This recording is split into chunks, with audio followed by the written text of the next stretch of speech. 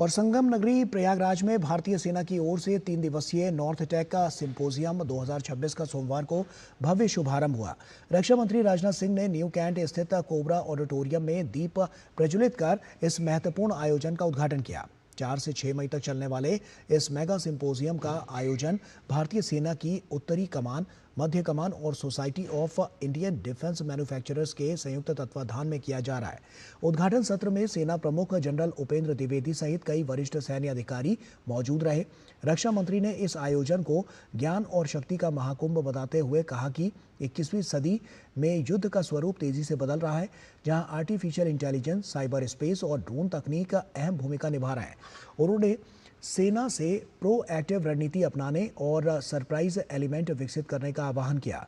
इस सिंपोजियम में 284 से अधिक रक्षा कंपनियां भाग ले रही हैं, जहां ड्रोन, रोबोट और आधुनिक सैन्य उपकरणों सहित 66 से ज्यादा उत्पादों का लाइव डेमो प्रस्तुत किया जा रहा है। यह आयोजन न केवल नई तकनीकों की पहचान और खरीद प्रक्रिया को सरल बनाने की दिशा में महत्वपूर्ण है, बल्कि आत्मनिर्भर भारत के लक्ष्य को मजबूत करने में भी बड़ा कदम माना जा रहा है। जब मैं प्रोएक्टिव तैयारी की बात कर रहा हूं, तो उसका एक और इम्पॉर्टेंट पहलू है, वह है सरप्राइज एलिमेंट। हमें ऐसी क्षमताएं भी विकसित करनी है कि हम जरूरत पड़ने पर स्वयं भी एक ऐसा प्रहार कर सकें जिसके बारे में सामने वाले ने कभी सोचा भी ना, और वह सरप्राइज रह जाए।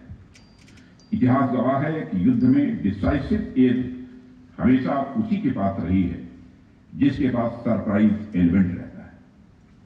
और मुझे पता है कि हमारी आर्म्ड फोर्सेज इस दिशा में काम कर रही हैं, लेकिन हमें और प्रोएक्टिव होकर इस दिशा में काम करते रहना है। यहाँ पर टेक्नोलॉजी, इंडस्ट्री और सोल्जर का संगम देखा गया है।